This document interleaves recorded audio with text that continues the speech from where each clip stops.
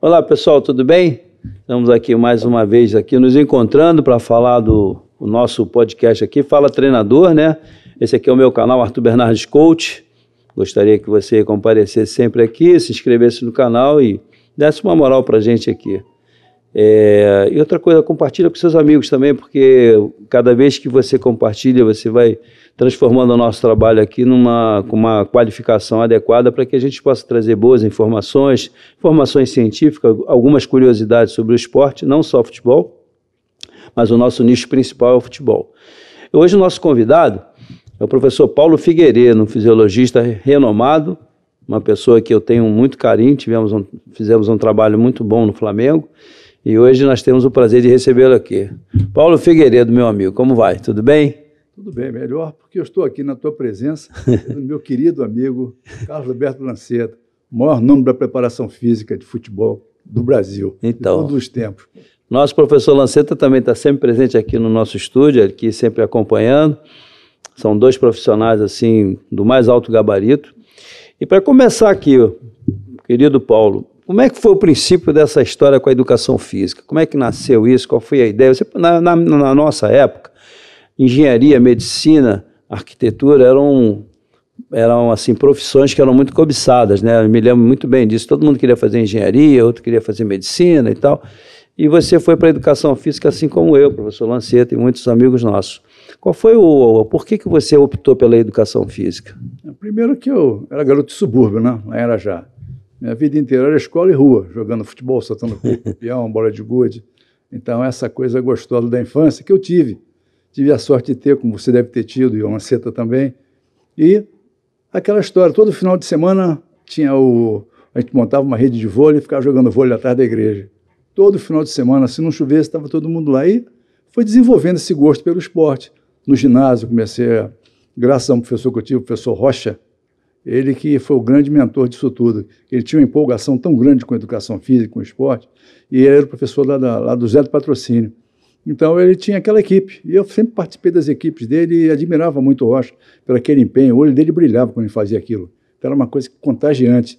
E eu fiquei empolgado com a educação física, falei, minha vida vai ter que ser isso também, porque eu gosto tanto, que eu me via um pouco no Rocha, entendeu? E queria dar continuidade àquilo, pela paixão que ele fazia aquele tipo de coisa. Então, essa coisa de paixão de pouca gente, como se vê o Lanceta desde sempre. Vou fazer um parênteses, conheço o Lanceta desde o tempo de campeonato universitário. Eu era do FRJ, o Lanceta era da Gama Filho, nós éramos adversários. Sempre nos respeitamos, sempre fomos amigos. Até hoje, graças a Deus. Uma pessoa muito querida. É verdade, Enfim, é verdade. É um companheiro da vida toda. O professor Lanceta é o concurso, né? É, o concurso. Eu queria te perguntar o seguinte, você falou de voleibol. Você teve algum vínculo com voleibol? Acabei tendo vínculo com voleibol, porque na faculdade, lá no Fundão, estudei lá, entrei em 74, tinha um professor chamado Afonso Maria McDowell, de Brito Pereira, que era o nosso professor de voleibol, e ele era apaixonado pelo vôlei. Eu adorava vôlei também, então eu fazia parte de todas as equipes de competição. De nível universitário, eu competia. Como competia no atletismo, quando competia até no waterpolo, eu competia, porque eu gostava de competir. Então, o voleibol, que eu já jogava, já gostava de jogar, eu entrei no voleibol pelo mundo do Afonso McDowell, e daí eu fui à federação, fiz curso de árbitro, apitei muito tempo, mas nunca fui atleta de alto nível. Então, sempre tive as limitações, ou seja, não tinha altura, não tinha impulsão, mas era esforçado. Então, quando o cara é esforçado, às vezes ele consegue muitas coisas que habitualmente uma pessoa com talento, mas que não gosta de treinar, não consegue. Então, é a perseverança, é a obstinação. Eu sempre fui muito obstinado. E essa qualidade me levou ao voleibol.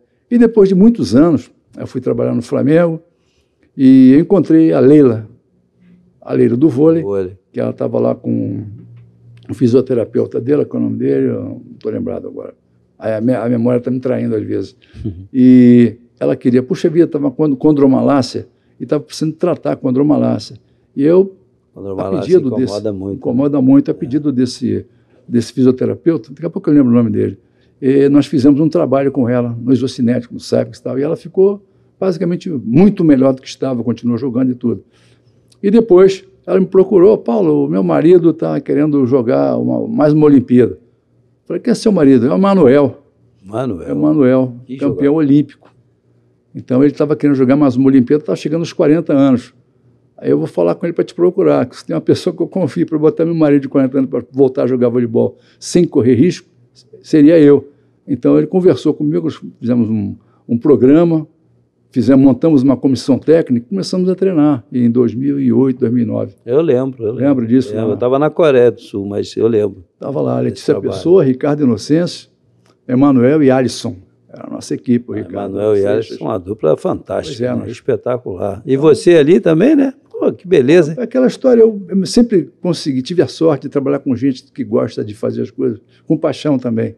Então, o Emanuel, aquele tipo de sujeito disciplinado, você imagina a responsabilidade que é você treinar uma pessoa do padrão do Emanuel, campeão olímpico, trabalhar com a Letícia Pessoa, uma pessoa que foi 2 ou 3 vezes vice-campeã olímpica, trabalhar com o Alisson, que era um talento emergente no voleibol.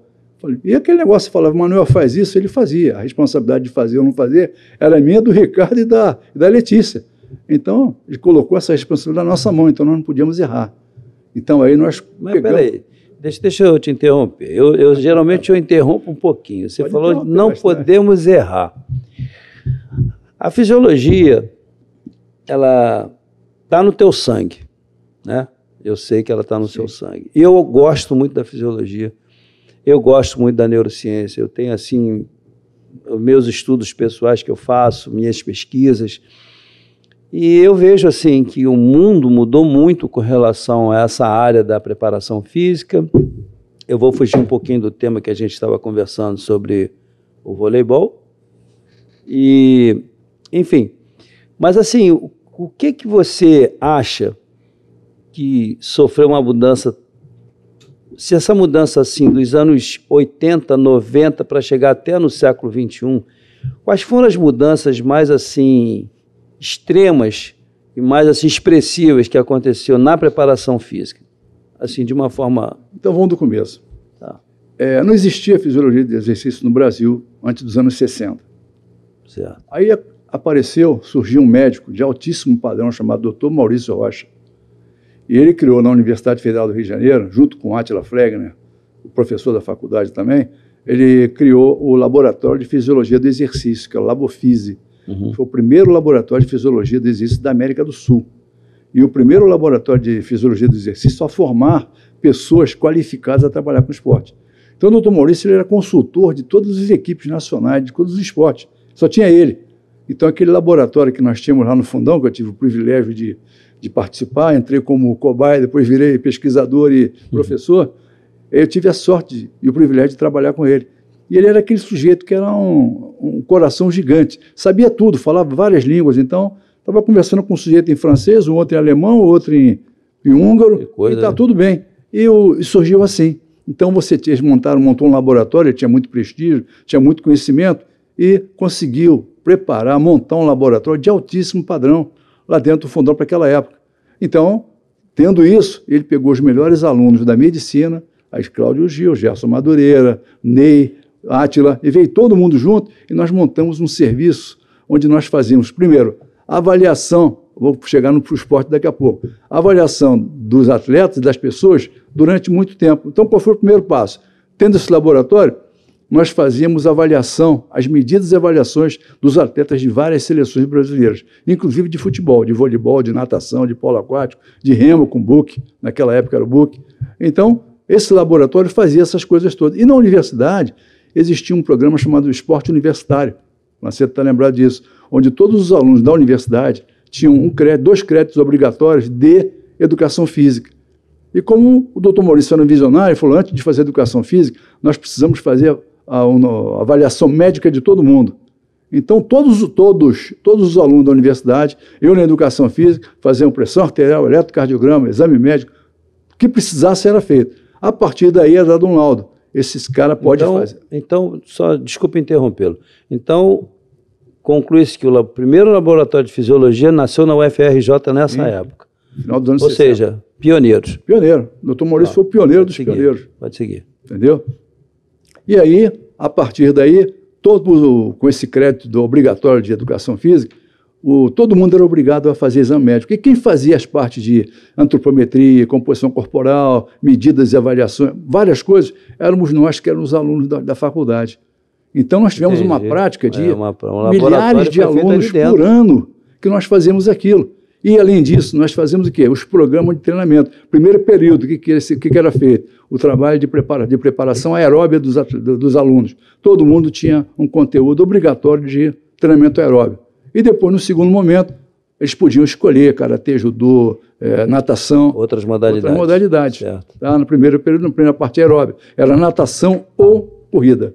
Então, todo mundo fazia isso. E os monitores eram quem? As pessoas que trabalharam nessa implantação desse serviço todo dentro da UFRJ. Quer dizer, o laboratório foi feito não só um laboratório para estudo, mas também de desenvolvimento da capacidade individual de cada aluno. Vamos dizer, de verificação das qualidades, das capacidades de cada um. Por exemplo, o Edmundo Vietti Novaes, professor da Gama Filho lá, um exímio lutador de judô, foi do nosso corpo de professores lá e pesquisadores.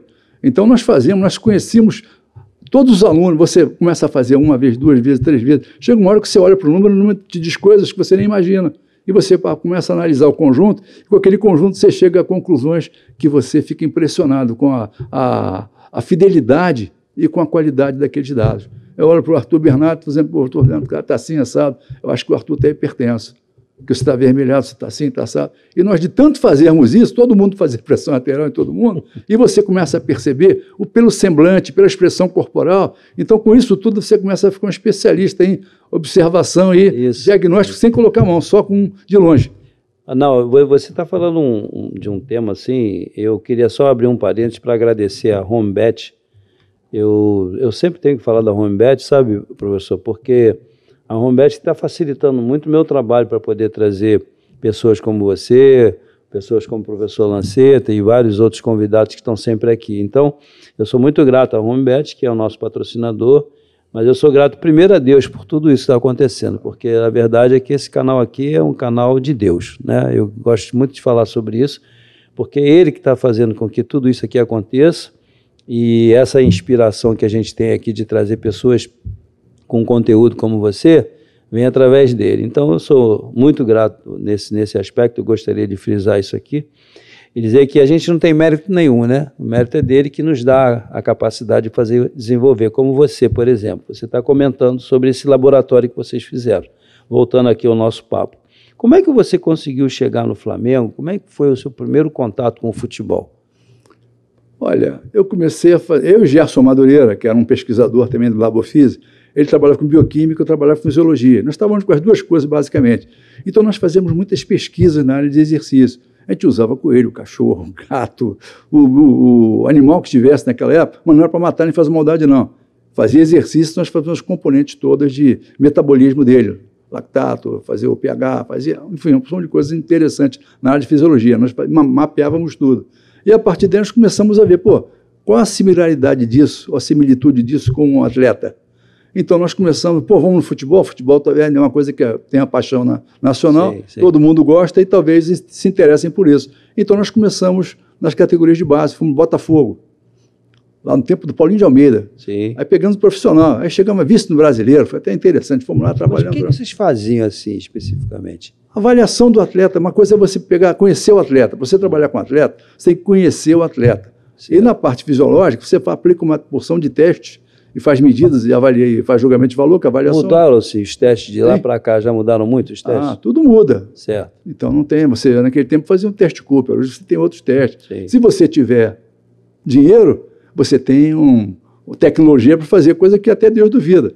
Mas uma coisa interessante que parece que não mudou é que o futebol, nas categorias, clubes de baixo investimento, ele continua, parece que parou no tempo.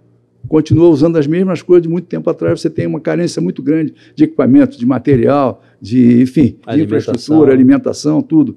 Então, naquela época, nós tivemos com o professor Edinaldo Patrício, que era preparador físico. Trabalhamos com ele durante muito tempo, então ficamos lá preparando. Trabalhou no mundo árabe, né? Trabalhou. O Edinaldo, né, professor? O Edinaldo Patrício, e nós, nesse trabalho aí, nós fizemos um trabalho a várias mãos, ele, Gerson Madureira e tal, e nós conseguimos chegar na final no Brasileiro. Foi uma coisa inesperada, mas deu certo. Aí nós tínhamos o quê? Mapeado, porque uma das coisas boas quando você faz ciência é que você, por força de ofício e obrigação, você tem que registrar tudo, os dados no papel. Hoje no computador. Naquele tempo não tinha computador, era tudo no papel e você usava a calculadora para fazer correlação, para fazer de padrão, média, enfim, uma opção de coisas que davam um trabalho absurdo. Mas nós fazíamos todos os atletas. Inclusive começamos a fazer também nas categorias de base. Então tínhamos fez um laboratório assim fantástico, né? Foi. Aí depois nós fizemos Botafogo, conseguimos aquilo e tal. Aí fomos para o Flamengo. Era o Dr. Serafim Borges. O Dr. Serafim é uma marca registrada. É um monstro sagrado da medicina do esporte, é o cardiologista melhor do mundo, na minha opinião. O Dr. Serafim Borges é o cara. Então ele estava construindo o projeto Soma com o professor Paulo Nascimento.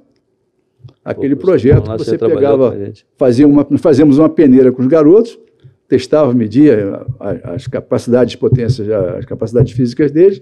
E, bom, quem é que joga futebol aqui? Fulano, Beltrano, eles faziam um levantamento de quem tinha mais habilidade, quem tinha mais talento. Quer dizer, a primeira avaliação era técnica. Técnica. Primeira avaliação depois técnica. Partir para aí depois, mas o cara está baixinho, o que precisa para ele crescer? O doutor Serafim ia fazer uma opção de exames, isso e aquilo, ver se podia ser feito alguma isso coisa. Mais ou menos em que ano, Paulinho? Ih, rapaz, foi nas 180.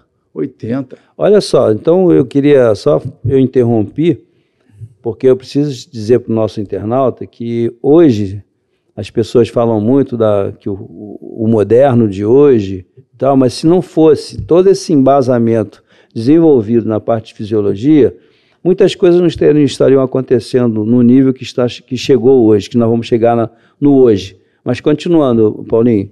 Pois é, nós começamos a fazer isso no Flamengo. Aí o doutor Serafim criou o projeto Soma com o Paulo Nascimento. Então foi aquela coisa que ele pegava os atletas mais promissores, ele tinha todo um tratamento especial, porque não tinha como fazer aquilo com todos os atletas de todas as categorias. Eram os mais promissores, tinha lá e tinha um exame médico permanente, avaliações permanentes, acompanhamento nutricional, acompanhamento de crescimento, acompanhamento de desenvolvimento muscular, tudo era feito com esses garotos. Mas os outros estados, as outras cidades, por exemplo, eles tinham esse conhecimento, já estavam vindo aqui para entender, ou tinha algum intercâmbio, ou só acontecia isso no Rio de Janeiro? Bom, então, como posso te ver, aqui no Rio de Janeiro, eu fui o primeiro fisiologista de futebol. Certo. E foram 3 no Brasil naquela época. Eu, o Turíbio, São Paulo, e o menino o Emerson Silame, lá no Cruzeiro, lá em Minas. Então, nós demos o pontapé inicial nisso aí. Eu trabalhando no Rio, o Turíbio lá em São Paulo, no São Paulo. O Brasil desse tamanho todo, só 3. Mas acontece que legal. É assim mesmo. Você tem que ter um núcleo formador, e o doutor Maurício teve o mérito de conseguir fazer esse núcleo formador, e ele deu resultado, porque ele pegou, por exemplo, um Gerson Madureira. Você não encontra o Gerson Madureira todo dia. Você não encontra o doutor Maurício todo dia, pessoas que tinham muita capacidade. O Átila Fleca, né? Um cara que, você encontra um em 1 milhão, se encontrar, entendeu? Ele teve a sorte de reunir essas pessoas, e essas pessoas conseguiram desenvolver esse pensamento científico com outros alunos, com outras pessoas, e está dando seguimento a isso até hoje. O legado dele é que todas as pessoas que saíram de lá continuaram fazendo isso até hoje. Eu sou um que continuo fazendo lá no SAFER. Tem meu grupo de pesquisa, vamos fazer um simpósio agora em outubro, e vamos tocando, sempre fizemos. Mas isso aí é uma coisa que já vinha comigo, e o doutor Maurício acendeu aquela chama que o Rocha já tinha acendido lá atrás, botou mais lenha na fogueira e fomos embora. E estamos aí até hoje. Bom, Paulinho, esse tema aqui da fisiologia, eu costumo dizer o seguinte, para mim, o atleta ele pode ser excelente tecnicamente, mas se esses componentes não estiverem bem alinhados, o desenvolvimento da capacidade dele fica totalmente limitado. Por quê? Porque se ele não tem um nível de força adequado, um nível de potência adequado, e depois eu vou entrar na parte do treinador. Eu gostaria de te perguntar o seguinte, hoje, nos tempos atuais, o que você acha que melhorou? Olha, essa pergunta tinha que ser feita para o maior autoridade de preparação física, que é o Lanceta. Mas vou dar um pitaco, com permissão do professor Lanceta. Eu já entrevistei ele aqui, ele também já deu as dicas aqui, eu estou buscando com você. Então, o futebol antigamente era de um jeito, hoje é de outro. O atleta antigamente, ele tinha um perfil, hoje ele tem outro. Então, uns tempos... Morfologia também mudou? Olha, na hora que você começa a medir, você cada vez mede melhor, porque os aparelhos são cada vez mais precisos e verificam mais coisas. Antigamente, o cara correu quanto no jogo? Correu 6 km. Hoje você tem um acelerômetro que diz qual a velocidade que você percorreu, quanto tempo percorreu, qual a velocidade máxima, média, isso. Então você sabe absolutamente tudo do atleta quando ele está no campo jogando. Porque uma coisa é fazer um teste online, fora do campo, outra online. Online. Ele está produzindo assim, tempo real. Está produzindo lá e está dando os dados aqui. Estou vendo tudo aqui, entendeu? Pelo GPS. É o GPS, então ele transmite o dado para a nuvem, ele manda para mim e eu estou sabendo tudo aqui, estou tratando os dados e estou tendo esse resultado. Então hoje você tem a capacidade de poder trabalhar com uma coisa que tem um potencial de informação absurdamente grande. Então você tem até que fazer uma limitação. O que eu vou querer disso tudo aqui? O que é importante para mim? É isso, isso, isso aqui. É importante, mas menos importante. Não é que não seja importante, é menos importante. Mas o fundamental é isso, isso, isso.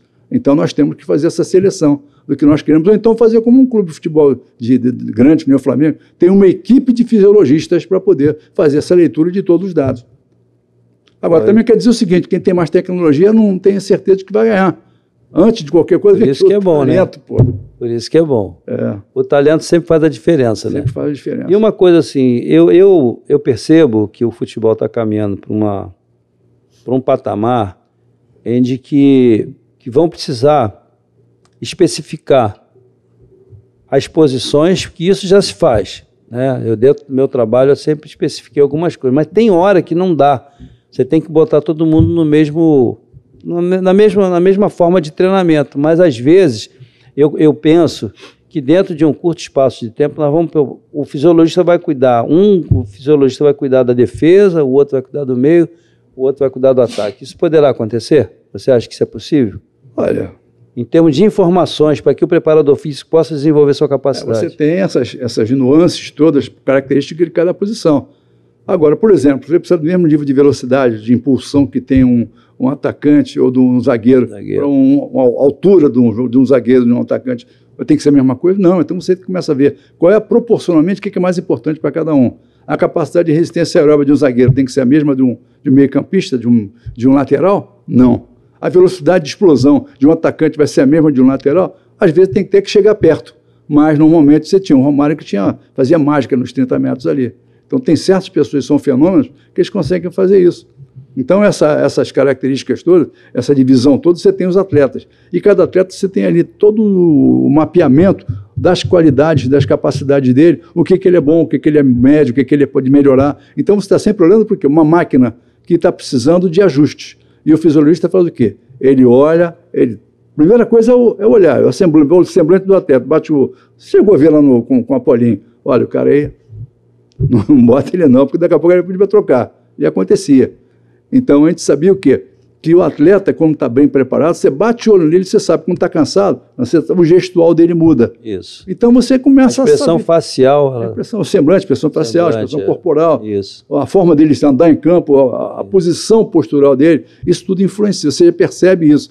E você tem essa observação toda, ela é consubstanciada com o quê? Com as medidas que você tem, que você fez das suas avaliações que não foram nem do jogo. Aí depois faz o quê? Faz um cruzamento do jogo com fora do jogo, para você começar a ter uma ideia muito melhor de quem é cada atleta que você tem, para poder orientar melhor o trabalho dele, para você ter o melhor resultado que ele pode fazer. Qual é o objetivo do treinamento? É treinar o menos tempo possível, desgastar o menos possível, com o melhor resultado possível. Não adianta ficar 2 horas com o cara no campo. Para quê? Para acabar com a energia dele toda, cansar a musculatura, aí daqui a pouco, então, com o overtraining, pode ter uma lesão. E não vai render.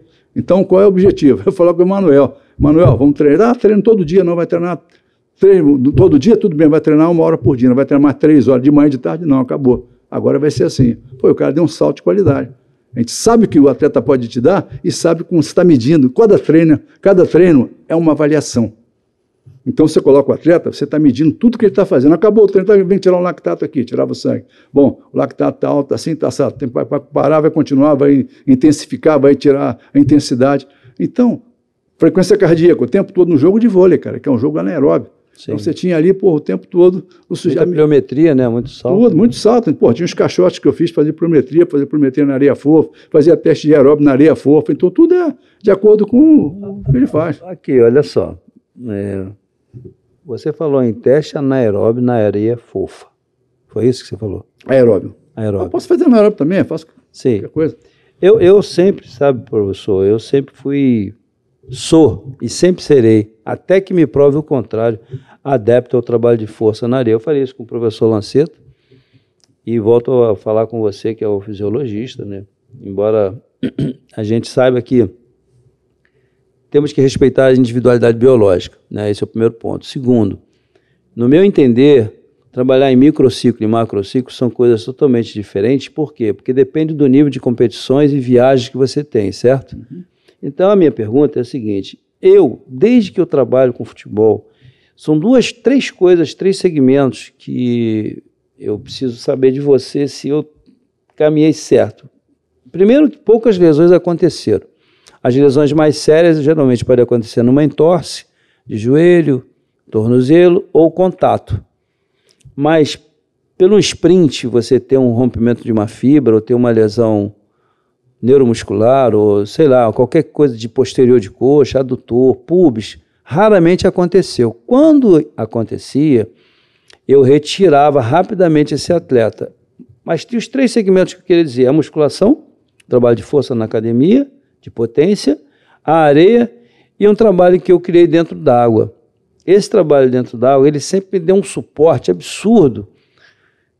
Não era um relaxamento dentro d'água, era um treinamento de força dentro d'água, com batida de perna forte, com apneia, bate e volta, com intervalado, com frequência de 160, 170 batimentos, aproximadamente 15 minutos de treinamento intenso. Quando eu terminava esse trabalho da água, ele falava assim: eu estou exausto, mas em compensação, parece que eu estou mais leve. E quando via o dia seguinte, eles tinham tem um sono privilegiado, porque a musculatura relaxa, a água te faz um esforço muito maior do que fora da água, por causa da resistência. E depois, no dia seguinte, eles estavam zerados, desde que dormissem e se alimentassem bem. Eu te pergunto, esses componentes que eu citei aqui da musculação, a areia e a piscina, nesse padrão de treinamento que nós criamos. Não é chegar lá e ficar brincando, relaxar, brincar na areia. Não é nada de brincadeira, é treinamento mesmo, de 15 a 20 minutos forte. Dentro desse período de 35 anos de trabalho que eu tive no campo, tivemos algumas lesões musculares, mas foram raras. Eu te pergunto, você acha que isso confronta muito com o momento da fisiologia no país? Porque quando eu falo disso, muita gente é contra. Mas eu provei no curso da CBF, mostrei para o fisiologista que nós tínhamos números e nós não tínhamos lesões. É lógico que você disputar uma Libertadores, um Campeonato Brasileiro, você tem que ter um outro programa, não é o mesmo. Mas quando você trabalha só um regional, eu conseguia êxito em vários países que eu trabalhei. O que você acha disso? Eu acho que a primeira coisa, você tem que ser organizado como você faz. Você vai trabalhar com periodização, você tem que fazer cada ciclo, cada dia de treinamento tem que ser analisado, tem que ser quantificado, tem que ser colocado ali. Então você faz toda a avaliação. Depois você faz o quê? Você faz workload da semana, de cada dia da semana. Carga de trabalho diária, carga de semana semanal. Você faz o tempo de duração, que o workload é o tempo de duração, vezes, no nosso caso, a gente não tem uma verificação da carga interna com equipamentos sofisticados. Aí eu queria perguntar para o cara: como é que foi teu treino hoje? Falar, foi intenso. Quanto intenso? De 0 a 10. Ele dá um número. A gente multiplica o PSE do número pelo tempo de exercício que ele fez. Então eu tenho o workload ali. E você faz isso durante todo dia, você faz isso. Vou dizer para você uma coisa: dá um trabalho gigantesco.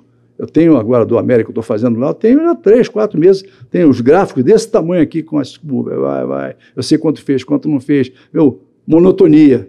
Você tem que calcular média, desvio padrão, dividir um pelo outro, colocar lá por semana, você vai comparar para ver se aquela monotonia, quando é baixa, a chance de lesão é maior. Quando ela é alta, a monotonia quando é alta, você tem uma variação maior, então a chance de lesão é muito menor. Pelo comportamento do gráfico, você vai vendo a chance de lesão e você evita que isso aconteça. Bom, esse cara que está muito cansado, então vamos fazer o quê? É aquela história, tem dia que a gente acorda de mau humor, tem dia que eu quero treinar, tem dia que eu não quero treinar.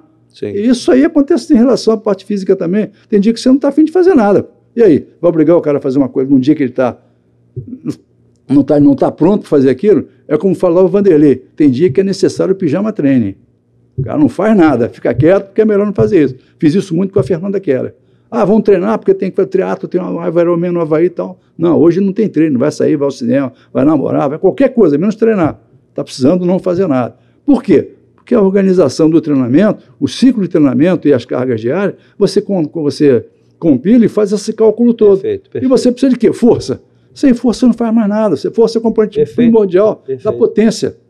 E para ganhar força você tem que ter um equipamento de musculação. Qual é o clube que tem equipamento de musculação de baixo investimento, que tem sala de musculação decente?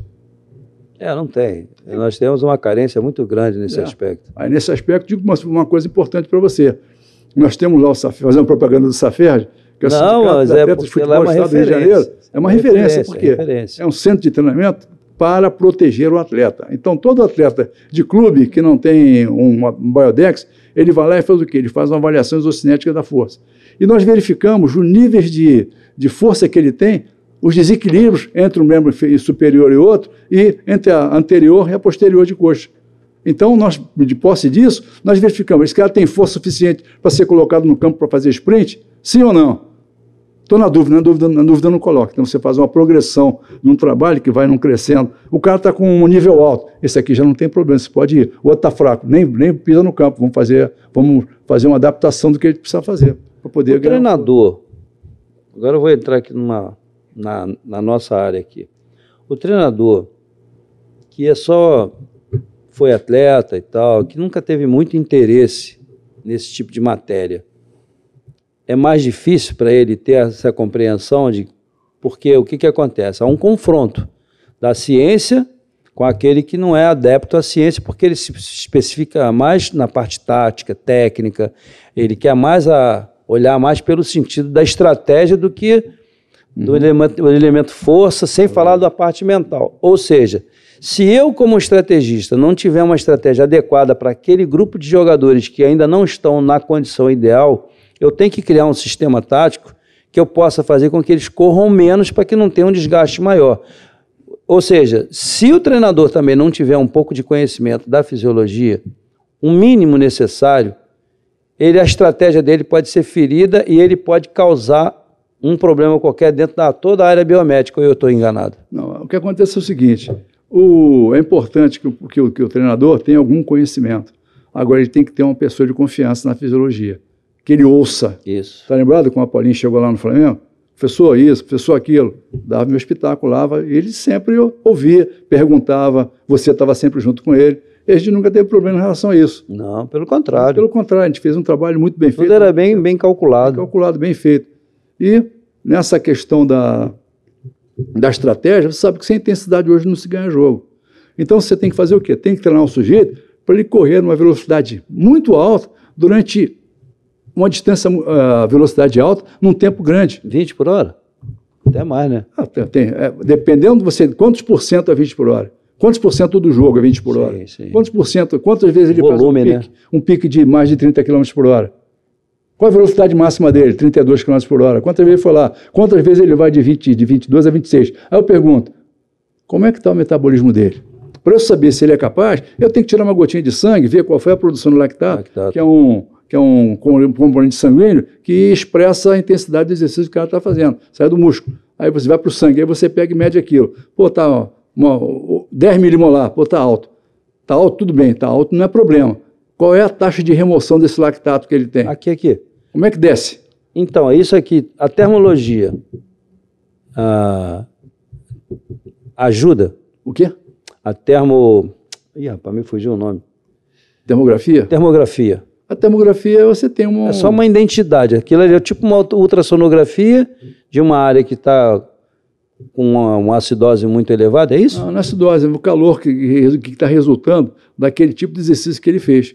Então você vê a musculatura está hiperradiante ou hiporradiante. E aí você sabe como é que vai fazer, o lado esquerdo não está legal, o lado direito está bom. Então como é que eu faço? Como é que eu vou equilibrar isso? Então existe gente, especialista em termografia com a fisiologia, no próprio Flamengo tem isso, os caras que ficam tomando conta só disso, cara. Está entendendo? Então você tem a termografia, é um excelente meio que você tem para poder observar e tirar algumas conclusões que vão ser úteis no conjunto geral das outras. Isso não tem muito a ver também com individualidade biológica? Sempre tem. Então, sempre aquele negócio, né? Você vê o Lancet sabe disso muito bem, um corredor de meio fundo. O sujeito nasce corredor de meio fundo. Quem vai correr 800 e 1.500, meu amigo, eu tentei correr uma vez, quase que eu morro. Cheguei bravo, sem saber quem eu era. Aí o cara correndo naquela velocidade ali durante 2 voltas, 3 voltas na pista e mais 4 voltas, quase 4 voltas. Naquela velocidade, não é qualquer um que chega naquela milimolar. Peguei atleta com 18 milimolar de lactato, 18 milimolar de lactato. Agora, você pega um atleta de futebol, o sujeito com 9 já está de língua para fora. Alguns, né? Tem atletas que você pega, tipo um atacante no Flamengo, que faz 19 milimolar de lactato. Agora, você falou ainda agora também na questão da natação. Eu tinha um professor, um preparador físico lá no Flamengo, que nós fomos fazer um jogo, né, em Potosí, 4.200 metros. Nossa. Aí nós contratamos um professor especialista lá do Rio Grande do Sul, da URGS. Ele trouxe um equipamento de simulação de altitude e tal. Mas que era o Flamengo? No Flamengo, é. Tá. Trouxe aquele compressor gigante, colocou lá. Nós fomos para Itu, os caras ficavam o dia inteiro lá, fazia qualquer coisa, estava com aquela máscara, esperando o ar. 3.200, 2.800, 3.600, simulação de altitude. Então o sujeito, quando botava, uma coisa curiosa, colocava uma simulação muito alta, ele estava naquele tempo, era o tempo do Game Boy. Ele estava jogando, caiu o Game Boy no chão, ele nem percebia que tinha caído. Ou seja, a altitude, ela afetava o sujeito de uma maneira que ele muitas vezes não tinha nem consciência do que estava acontecendo. Sim. Então nós preparamos o cara para isso lá. Então fomos em Potosí, chegamos lá, 2-0 primeiro tempo. Segundo tempo, 2-2. Conseguimos empatar na altitude de 4.200 metros. Que é um negócio. Aí outra coisa aconteceu depois. Vamos jogar no México. Mas você ia falar da natação. Vou falar agora. Ah, tá. Eu não posso deixar de altitude, pô. Tá bom. Então, a altitude. Eu estava lá, vou jogar na altitude, lá no México. 3.600 metros, não sei, 3.600 metros. Não tem dinheiro para trazer o cara do sul para cá. Vamos fazer o quê? Vamos fazer treinamento na piscina. Anaeróbio lático na piscina. Então tinha gente que muitas vezes o cara sentia aquela pressão, não conseguia nem afundar a cabeça na água. No final do tempo de treinamento, 1 minuto e meio, 1 minuto e 30, 1 minuto e 40. É a apneia? É a apneia. E ó, legal, fazendo um trabalho anaeróbio absurdo para evitar o desgaste da musculatura, com um trabalho impactante. Então nós conseguimos, o que aconteceu? Fomos lá no México, ganhamos. Voltamos lá e tal. Aí eu te pergunto, então eu não estou errado nas minhas teses? Não, não está errado. A questão é você fazer uma adequação, saber com quem você está lidando, se aquilo é conveniente para você. Sim. Eu vou tratar, você estou com dor de cabeça, vou tomar 2 comprimidos ou 1. Se você tem 50 quilos, você toma 1 comprimido. Se você tem 100 quilos, vai tomar 2. É questão da dose, meu amigo. Marcelinho Paraíba, com 43 anos, treinou comigo esse tipo de trabalho. Ele dizia assim, eu não vou aguentar. Eu falei, não, você vai aguentar, você ainda não conhece o seu corpo, mesmo tendo essa idade. Teve um determinado momento do trabalho que ele falou assim, eu nunca imaginei que eu fosse correr tanto com a minha idade. Eu falei, ou seja, a sua capacidade individual, a sua genética contribui, né, um grupamento muscular forte, etc, etc. Então eu quero dizer isso porque às vezes o atleta está com 35 anos, já está achando que já está velho. Eu tenho um atleta do Flamengo, Everton Ribeiro, que eu sou fã daquele rapaz. Eu acho que ele é um cara que tem um potencial para crescer ainda muito, mesmo aos 35 anos. Mas isso é a minha ótica de treinador, eu não sou fisiologista. Mas assim, eu acho que se ele tivesse um trabalho mais ou menos com esse caminho aqui, ele poderia render um pouco mais. Então, professor, eu queria te perguntar o seguinte, seleção de 2002, eu me recordo que uma ocasião, quando a gente trabalhou em 95, e dali para frente nós estreitamos muito a nossa amizade, e principalmente pelo seu conhecimento, sempre me interessou muito estar perto de pessoas que têm muito mais conhecimento que eu, para que eu possa melhorar o meu negócio. Colocar conhecimento, diferente de um ter, outro não ter. Então, e ali você me contou alguns fatos que aconteceram, quando você foi fazer a avaliação da seleção que ela se apresentou, tinha alguns atletas que eles era uma contestação mundial, não era nem uma contestação nacional. Com relação ao rival, do Barcelona não queria deixá-lo sair, disputar a Copa do Mundo, porque tinha um problema de joelho, se eu não estou equivocado. O Ronaldo Fenômeno estava vindo daquele monte de lesões e cirurgias, era uma incógnita. E mais outros atletas que eu me lembro que você comentou que tinham um desequilíbrio muscular. Então eu gostaria que você falasse sobre esse momento da sua carreira que foi Normalmente, Arthur, todo mundo tem algum desequilíbrio muscular. Não existe simetria perfeita do lado direito e do lado esquerdo. Então, na musculatura é a mesma coisa. Então, para que serve uma avaliação? Ah, vou para a seleção. Primeira coisa que você faz é reunir o pessoal, o grupo, vamos avaliar, fomos para Barcelona. Medir e avaliar todo mundo. Medimos, testamos, medimos, avaliamos todo mundo. Aí você tem fulano, tá bom nisso, tá ruim naquilo, tá precisando disso. Paulo Paixão era o preparador físico, e nós fizemos toda a programação que era necessária para que fosse tudo corrigido. Fizemos teste de lactato, fizemos tudo lá. Rapaz, me assustei com o No Camp. No Camp B, você pisava assim, dá até medo de pisar. Era tão perfeito que dava pena de pisar naquele gramado. Que coisa espantosamente bonita. É. Aí, nós fizemos essas avaliações todas e o que foi? Isso aí é uma coisa reservada, é que nem exame médico. Você faz a avaliação com o seu médico, ele não vai dizer para ninguém qual é o teu estado de saúde, o que você tem, o que você não tem. O atleta sabe. O atleta sabe dele, mas os outros não vão saber. Sim. Isso é uma coisa estrita e reservada de cada um e da comissão técnica que está trabalhando com isso. Ninguém pode vazar absolutamente nada. Então, às vezes, porque o fulano, o repórter é muito tempo, porque fulano de tal está com a perna assim, está com deficiência, estou achando. Ele pode achar o que ele quiser. Nós não temos o direito de falar, você pode estar enganado, porque o resultado não está correspondendo a isso, mas também não entramos em detalhes a respeito do resultado. Isso aí é competência exclusiva da comissão técnica. Fizemos isso em 98, na Granja Comaria, o Lídio Toledo, fiz a avaliação de todo mundo lá, passei para ele, e depois em 2002, fui eu e o Maurício Negri. Fomos lá, fizemos lá na Espanha, voltamos. Maurício trabalhou no Fluminense, no Vasco, no Fluminense, trabalhou comigo, estava começando ainda como fisiologista. Então fomos eu e o Maurício, nós fizemos a avaliação, conversando todo dia. Bom profissional. Conversávamos com o Darlan e com o Paulo Paixão, todo dia, Serafim, Runco, era um papo de todo mundo conversando, todo mundo discutindo, porque é uma coisa que era um conjunto de fatores que todo mundo tinha acesso àquilo. Mas você vê, Paulinho, quando uma equipe começa pela comissão técnica, que tem pessoas qualificadas, tá? Esse é o primeiro ponto, e que existe afinidade e respeito mútuo, a tendência é que o atleta tenha um rendimento e uma capacidade de produção muito maior. Por quê? Porque ele não vê brecha para escapar de um treinamento, de outro, porque onde ele cai tem alguém ali responsável com qualificação para poder cercar toda a situação. E a gente observava de longe a seleção, que nós tínhamos uma ansiedade muito grande pelo título, que bateu na trave em 98, e acho que você estava presente na comissão, Não estava presente, eu fiz a avaliação. Em 2002 você participou também. Sim. Então, qual era a diferença? O que foi tão diferente assim, na sua opinião, de 98 para 2002? O que você acha que aconteceu? Em outro momento, até porque aconteceu um fato determinante naquele jogo, foi a questão do Ronaldo. Tá. Então eu não tenho acesso àquilo, nunca tive, não sei o que aconteceu, mas houve uma quebra do equilíbrio da equipe.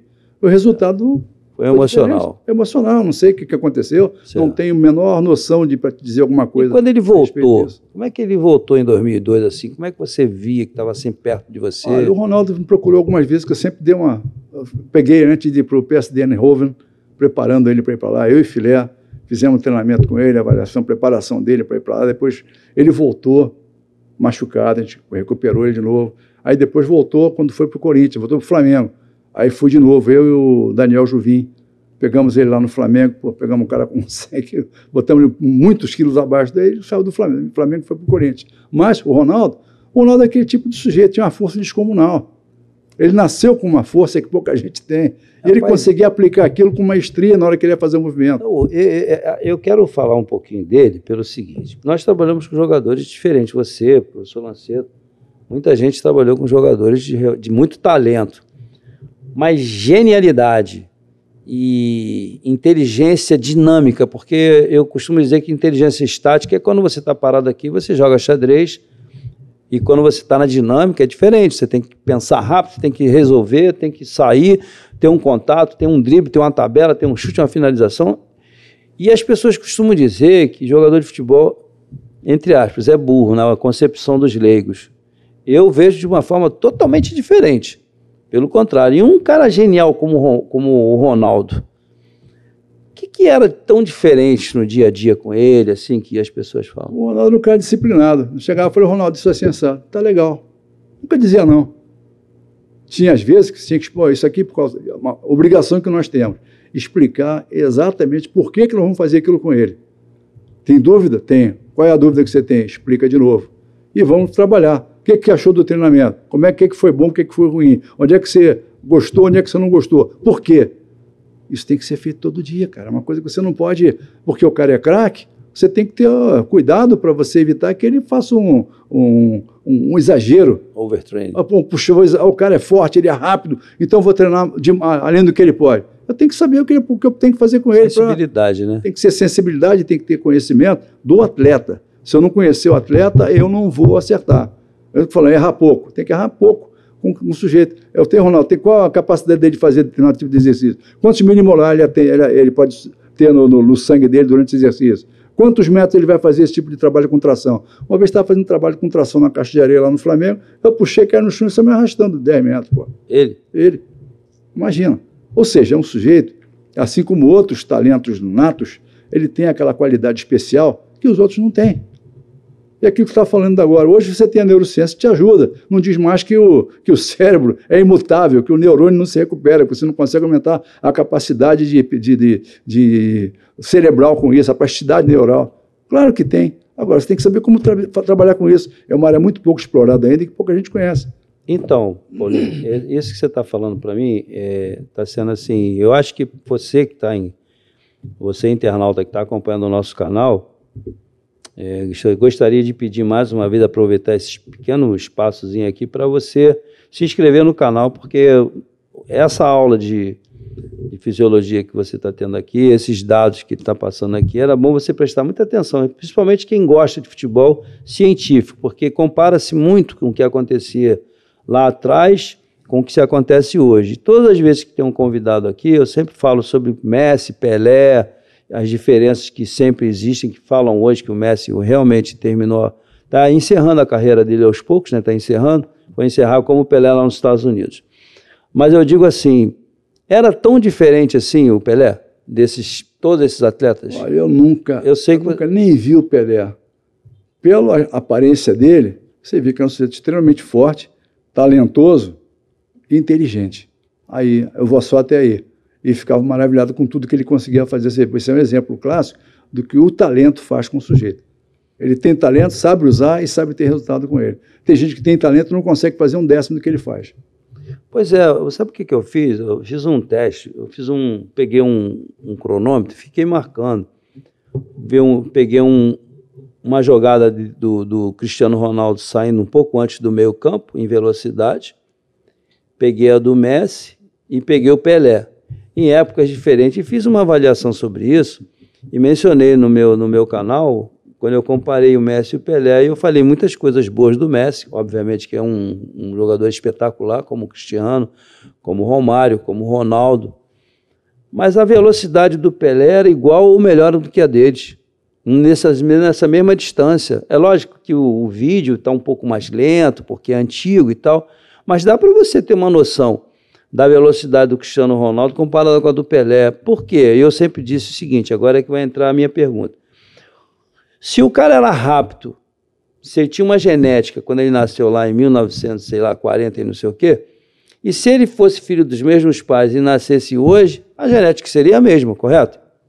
Se não mudasse nada, ia ser a mesma coisa. Então por que os caras não conseguem entender? Eu falo sobre isso, eu não sei se eu queria que você me corrija se eu estiver equivocado, se não seria, ele não seria muito melhor hoje, com todas as condições médicas e técnicas, tecnológicas que tem hoje. O que você acha? Eu acho que não dá para comparar. Você hoje não dá para comparar o tempo dele com o tempo atual, com o que tinha naquela época, com o que tem agora. Uhum. Eu não sei como é que ele ia reagir, como é que as pessoas que estão jogando hoje, se o Cristiano Ronaldo jogasse no tempo do Pelé, com o mesmo recurso que ele tem, como é que ele ia render? Eu não posso ter a menor ideia. Se o Pelé viesse para agora, eu ia fazer o quê? Hoje ele ia ter, provavelmente, como tem o Messi, como teve o Ronaldo, como tem o Cristiano Ronaldo. Não, facilitador não. Você tem um exército de cientistas para medir o sujeito de manhã, de tarde e de noite. Pô, Djokovic dorme numa cama hipóxia normobárica, pô. Para aumentar, pô... Eu fiz isso na Coreia. Pois é, então você muito tem... Bom. Pois é, você faz o quê? Você aumenta a tua quantidade de glóbulos vermelhos como se você estivesse numa altitude. Que você ir para a altitude, vou treinar lá em cima, isso não resolve nada. O negócio é o cara ficar na altitude, no regime hipóxico, normobárico, numa altitude mais baixa. Porque aquilo acontece, uma mudança lenta, que acontece no organismo do sujeito, ele vai se adaptando à altitude sem estar na altitude, mas simplesmente pela ausência, diminuição da pressão parcial de oxigênio. É isso, hipóxico normobárica. Pressão normal a nível do mar, mas com a pressão de oxigênio menor. Então, voltando lá a 2002, porque esse foi o último título que nós tivemos, né? E a gente está buscando aí chegar e não consegue chegar. De lá para cá, o que você está vendo assim, em termos de futebol? Que você trabalha com a fisiologia, mas você gosta de futebol. Você acha que melhorou? Você acha que piorou? Você acha que tem menos talento, mais talento? Qual é a sua opinião? Falando de jogador? De atleta. De atleta? Olha, pode ser franco, rapaz. Ultimamente, eu não estou nem assistindo futebol, porque eu estou achando chato. Um futebol, você tem tanta coisa, é VAR, é teste disso, é teste daquilo, é uma quantidade absurda de dados que você tem. E como é que você está tratando isso? Como é que está usando isso?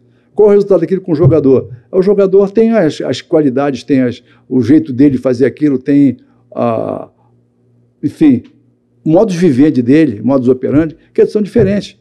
Então, eu atualmente, sabe como é que o cara tem muito? Eu estou achando sim.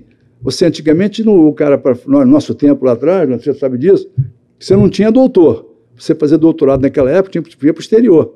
Hoje você chega lá, tem 10 mil doutores, 10 mil mestres, não estou querendo dizer que deixe mestrado, doutorado, são ruins. Mas é muita gente que fez isso tudo, mas nunca colocou o pé no campo, cara. Então, mas isso aí que você está falando, isso aí interfere muito na cabeça do treinador, porque quando há uma certa interferência, ele fica inseguro, porque na hora que xingam lá, ninguém xinga o cara lá da cozinha, o mordomo, xinga quem? O treinador. Então, por isso que eu sempre friso o seguinte, que não é importante o treinador estar muito bem alinhado com a ciência. Você não acha que hoje precisa muito, é necessário? Primeiro que em termos de Série A e de campeonato europeu, você tem um salário assim diferenciado do que era antigamente.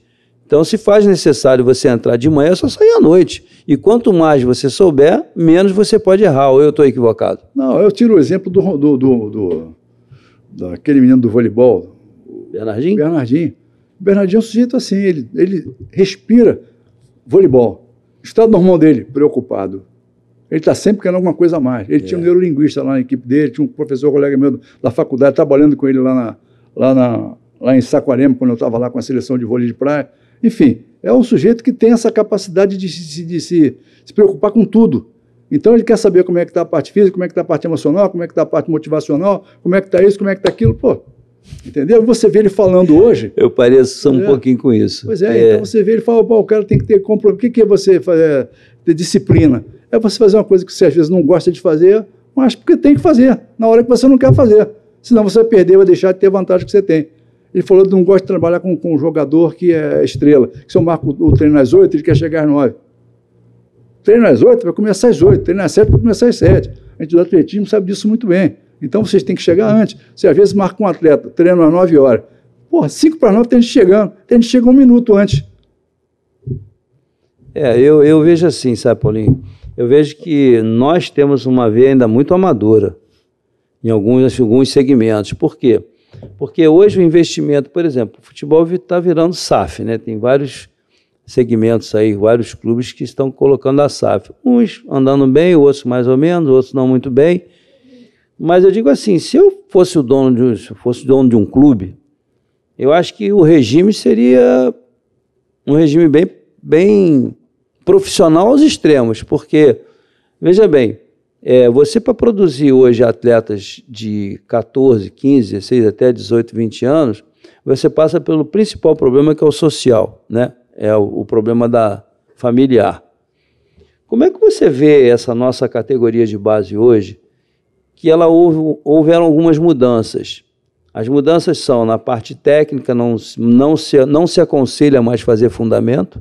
Isso é parte técnica, não estou falando de fisiologia, mas eu vou chegar lá. E entra o fator alimentação, e entra o fator social, a família, etc. e tal.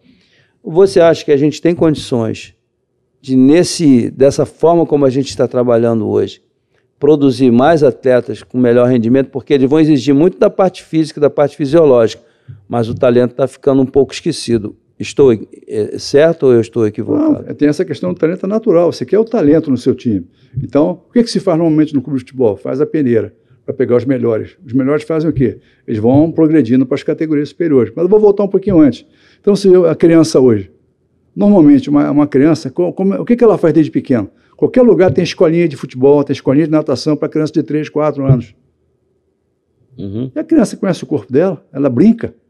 A criança tem o direito de brincar, ela tem o direito de ser criança. Então, você tem algumas fases, se você estuda neurociência, sabe muito bem que até os 8 anos, você desenvolve toda a capacidade, as habilidades motoras da criança, para depois, então, você poder tirar o rendimento daquilo que ela já possui, que ela já fez. É brincar com bola pesada, com bola leve, bola pequena, bola grande, bola rugosa, bola áspera, bola lisa, bola isso, bola aquilo. Aptidão. Aptidão, você conhecer. A criança primeiro começa a conhecer seu corpo, até os 4, 5 anos. Quando ela começa a socializar, significa o quê? Domina o próprio corpo. Ela começa a ter experiência com os colegas. Aí eu quero isso aqui, o outro não quer dar, fica aquela briga toda. Mas começa a entender o que significa ter um mundo com outras pessoas com ela. E vai experimentando isso durante muito tempo. Chega uma hora que ela, 6, 7 anos, ela já passou por uma porção de experiências interessantes. Você, por exemplo, Covid. O que aconteceu durante a Covid? Pegaram as crianças, ficou todo mundo dentro de casa. O pai tinha uma mesa cheia de coisas bonitas, tudo quebrava, a criança não podia mexer em nada. Ela televisão o tempo todo. O que tinha que ser feito? A casa do sujeito tinha que virar um parque de diversões. Tira a porta, faz gangorra, põe uma cheia para Natal, para andar em cima, fazer equilíbrio, para pular em cima da almofada, fazer uns circuitos. Para criança de 5, 6 anos, de 4, 5, 6 anos. Isso que ela precisava, pô. Aí o cara bota para fazer um movimento estereotipado de ficar chapa, peito de pé, com uma criança que não sabe não tem nem domínio do próprio corpo, não conhece nem o próprio corpo. Tá entendendo? Com certeza. Então é que nem você preparar um campo para você fazer uma plantação. Você faz o quê? Você pega a terra, ara a terra, coloca adubo e deixa a terra. Aí daqui a pouco você faz o quê? Pega uma peneira de boa qualidade, joga ali e você começa a aguar a terra. E aquilo vai nascer uma planta e uma árvore com bons frutos. É a mesma coisa, criança é a mesma coisa. Você primeiro vai fazer o quê? Vai adubar, deixa ela aprender tudo, ter a maior parte de experiência que ela puder ter, com a maior quantidade de materiais que ela puder ter, em ambientes diferentes, com pessoas diferentes, para quando chegar lá na frente ela poder fazer iniciação desportiva. Como o Lanceta cansou de fazer isso aí. O pessoal chega o quê? Fazer iniciação esportiva a partir de 10 anos. Na escola antigamente era assim. Não é que não possa fazer antes, mas nada impede que ela faça, mas tem um caminho natural que a criança tem que seguir para ela poder se desenvolver plenamente a partir de uma certa idade. E depois dos 8 anos, esquece, que atingir um platô, aquele platô não vai mais. Ou fez ou não fez, esquece. Uma pergunta. É assim mesmo, lamentavelmente é assim. Pouca gente entende de criança. Não, e elas improvisam, né? Elas surpreendem, porque toda hora tem uma coisa nova. Por isso que é importante deixar ela desenvolver seu potencial. Eu concordo plenamente. Eu queria te perguntar mais uma coisinha assim, interessante. Qual foi o atleta que você trabalhou, que você falou assim, puxa vida, esse cara é diferente de tudo que eu vi? Tecnicamente, fisicamente, mentalmente, intelectualmente, enfim. Qual foi esse atleta que você ficou assim, surpreso e de uma surpresa gratificante porque você vê um talento daquele? Se foi fora do Brasil, se foi aqui. Não, eu só não vou dizer o nome do santo. É um jogador do Flamengo. Que eu tinha lá, que era um cara que era o chato de galoche. Qualquer coisa ele não vou fazer, porque assim, assado. Reclamava. Aí um belo dia chegou, cara, o que está acontecendo contigo? Por que você não quer fazer? Porque eu fiz assim, eu gostava de fazer assim. Por quê? Então vamos conversar. Aí fiquei conversando com ele 3, 4 dias. Aí nós criamos uma identidade que era um cara que tinha nível superior. Então você conversava com ele de um jeito que ele conseguia entender as coisas. E você conseguia planejar junto com ele o que tinha que ser feito. Ele percebia as mudanças nele para melhor. Então, na hora que ele confia em você, que ele faz as coisas e percebe que aquilo é bom para ele, ele passa a ser o teu fiel escudeiro ali. Ele vai te ajudar a fazer isso com os outros, inclusive. Entendeu? Você está falando um negócio... O cara é inteligentíssimo, ainda por cima. Não tenha dúvida. Por isso que a pergunta ela procede. Por quê? Porque eu vejo assim... Quando você vai elaborar um programa de trabalho, eu digo para a minha comissão técnica, no meu caso, o que eu pretendo fazer. Por exemplo, eu gosto de fazer muitas jogadas ensaiadas de bola em movimento. Mas para você fazer aquilo ali, eu tenho que criar algumas situações que sejam facilitadoras para o aprendizado. Por quê? Eu preciso, primeiro, criar pequenos jogos para conhecer a afinidade entre eles. Esse é o primeiro ponto. Afinidade. Sem afinidade você não faz nada. Esse é meu conceito. Afinidade. Segundo ponto, é como que você faz que eles tenham um entendimento de que você quer fazer 30 jogadas e como é que eles vão saber aquelas todas jogadas. Então, isso entra muito na parte da neurociência, né? E eu aprendi também o seguinte, que quanto mais eu repito, mais chance de acerto eu tenho. Então eu vou, que é como se fosse um aprendizado por osmose, você repete, o cara vai fazer involuntariamente. E aí entra a tua área. Eu tento primeiro conhecer a capacidade de assimilação que eles têm, o tempo de concentração que eles têm por uma palestra, por exemplo, um papo desse aqui, é um papo aqui bem interessante, porque você consegue ficar ligado um no outro aqui, basicamente 1 hora. Mas às vezes você está falando com um atleta e está pensando em outras coisas, e esse é o exercício que você precisa que ele use nos jogos, correto? Então, o que a fisiologia pode me oferecer quando eu chego e falo assim, eu preciso fazer um trabalho que eu vou fazer 30 jogadas ensaiadas, esses caras vão correr juntinho para frente, para trás e para os lados, vai estar sempre junto, porque eu quero pouco espaço no campo, para que o meu time tenha que usar os espaços e mudar de direção o tempo todo. Eu te pergunto, a minha ideia de jogo, com essas jogadas ensaiadas, muita gente diz que é impossível. E eu consegui fazer várias vezes, eu tenho aqui provas nos meus trabalhos que eu consegui fazer. Até hoje, eu vejo que aquilo ali é uma coisa que pode surpreender o futebol, numa velocidade muito grande, uma verticalidade e sem ser chato de ficar jogando para trás. O que eu quero dizer com isso?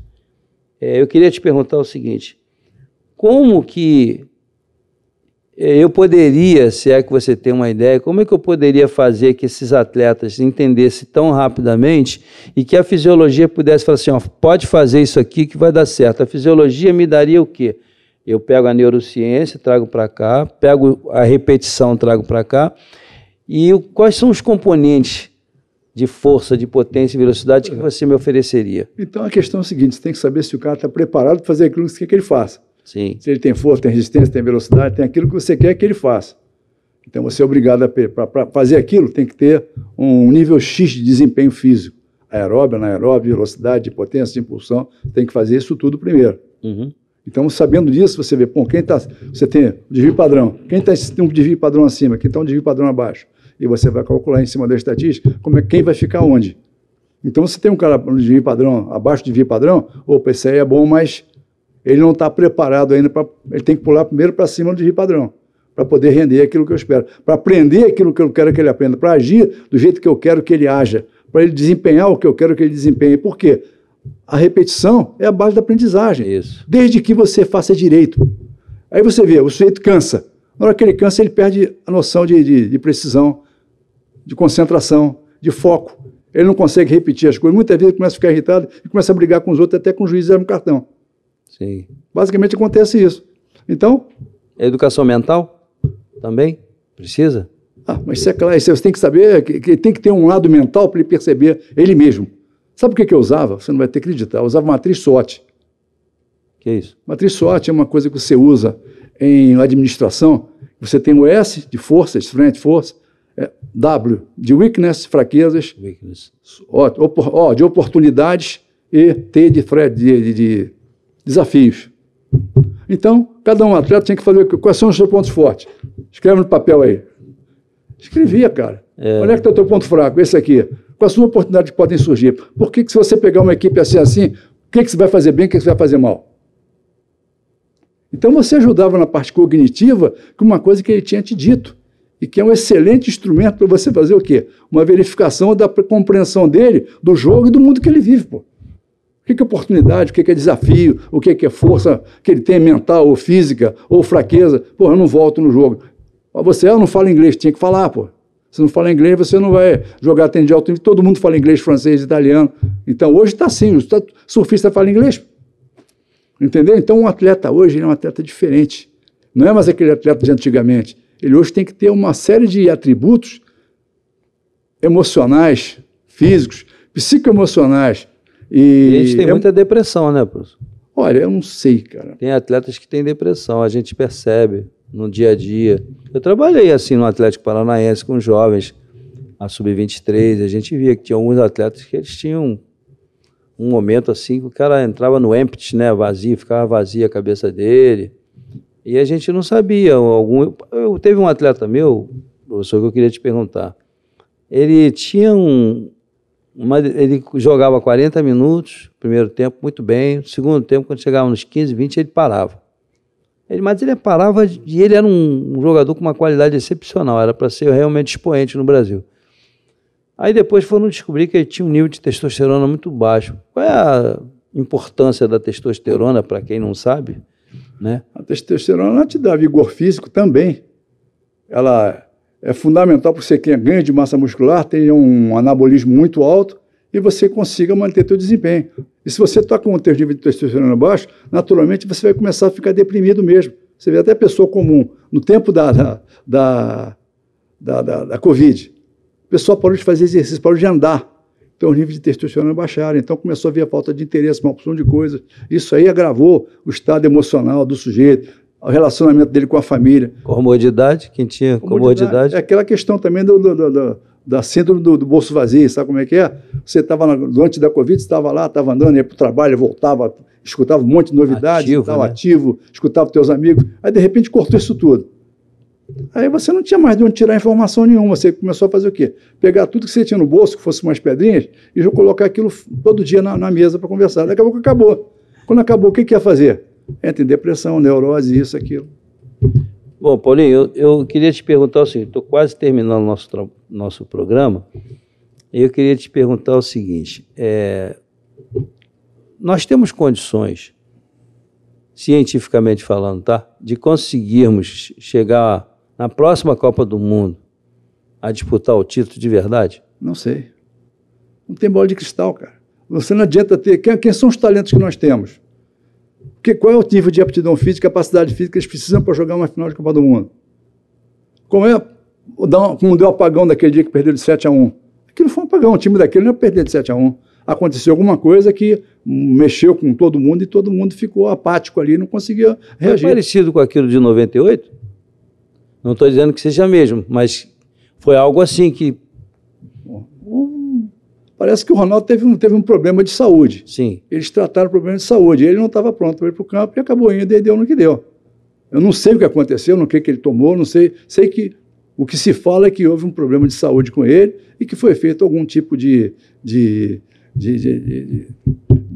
vamos dizer, foi dado alguma coisa para ele. Procedimento. Algum procedimento que ele não conseguiu se recuperar.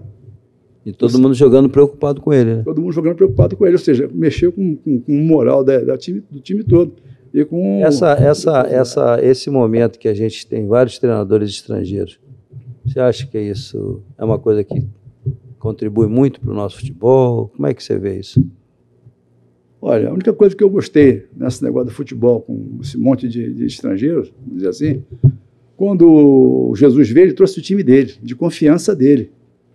O Flamengo podia ter quantos cientistas tivessem lá. Teve o jogo treinador do Flamengo que falava, pô, não posso treinar volta, não posso treinar isso, não pode treinar. Tem sempre alguém dizendo que não pode. Vem sempre o cientista dizendo que eu não posso fazer isso. Agora, o cara trouxe o time dele, fez o que achava que tinha que fazer e ganharam tudo que eles ganharam. Agora, eu posso falar dele, foi o resultado que eu vi. Os outros chegam, tem um aqui, tem um dali, pega um de cá, outro de lá, mistura cultura, eu não sei. Você está acostumado a trabalhar com brasileiro. De repente, você vai para a Romênia, vai trabalhar com romeno. Aqui, com uma comissão técnica deles lá, como é que vai ficar? É a comunicação, como é que vai ser? Vamos culpar você? Hoje, por exemplo, nós temos a maioria na Série A são estrangeiros. Sim. E eu costumo comentar aqui sobre isso, que está abrindo um buraco muito preocupante na profissão dos treinadores brasileiros. Você concorda? Olha, E nós estamos ficando assim, cada dia mais para trás.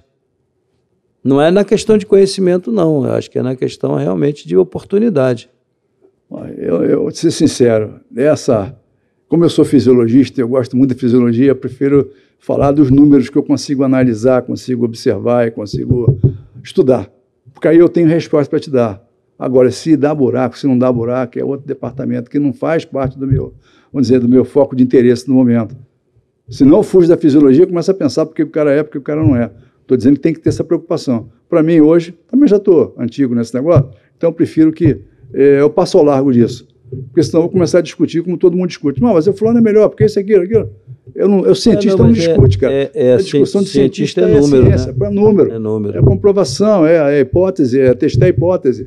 O Lanceta sabe disso muito bem, como é que a gente faz essas coisas. Mas é bem interessante todo esse trabalho que vocês fizeram aí, como pioneiros, né? Porque se nós temos hoje os departamentos de fisiologia funcionando tão bem, que é o que a gente supõe, porque a nossa fisiologia é tipo, de alto nível, né? Então nós temos profissionais realmente competentes. Mas graças a todo esse trabalho que vocês fizeram lá atrás, correto? Aqui em Minas, lá com o Silame, lá em São Paulo com o Turíbio. Nós começamos a fazer isso aqui no Labofísica, graças ao doutor Maurício Rocha, que começou essa coisa toda. Foi ele que deu os primeiros cursos de pós-graduação em fisiologia do exercício, foi ele no Fundão. Aí depois a coisa foi se espalhando pelo Brasil inteiro. Você tem um polo lá em Minas, São Paulo começou a ter o Turíbio com um monte de cursos lá, e a coisa foi disseminando pelo Brasil inteiro e foi um grande sucesso. E hoje nós temos cursos de mestrado, doutorado, especialista de tudo quanto é, de nuances da fisiologia, de nuances de funcionamento do corpo humano, e você, às vezes, descobre uma coisa que é fundamental, que você não tinha pensado antes, devido a uma observação dessa. Por isso que é importante. Tudo que você fizer, tem que anotar. Por que eu fiz? Quando eu fiz? Quanto deu? E por aí vai. Que nem o que você falou do buraco. Pô, quantos treinadores estão aqui? Faz estatística. Aí, o fulano ficou, o Feltrano não ficou. Aí você vê, durante 10 anos fez esse estudo aí.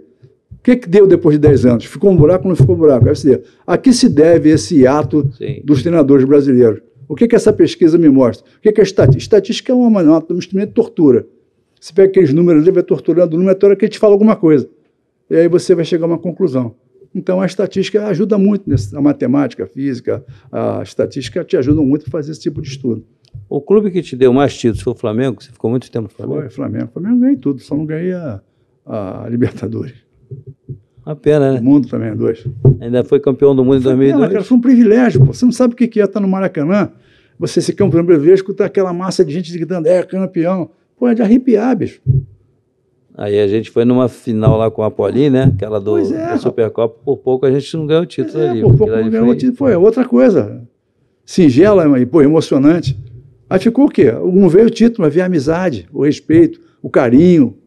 Então, isso e a nossa comissão era muito competente, né? Muito boa, cara. E eu queria até mandar um abraço aqui para o nosso querido Apolinho, né? Apolinho, meu nosso amigo, irmão, parceiro, amigo, a gente sempre comenta. Muito obrigado pelos conselhos, ele está assistindo sempre. Né? Ele sempre está assistindo aqui o Fala Treinador, né? Patrocinado pela nossa HomeBet. Aquele coração gigante. Aí ele fica assim, posso falar? Ele falou comigo no fim de semana, posso falar? Eu falei, pô, deve, eu sou um estagiário, estou começando aqui com intimidade com o microfone, né?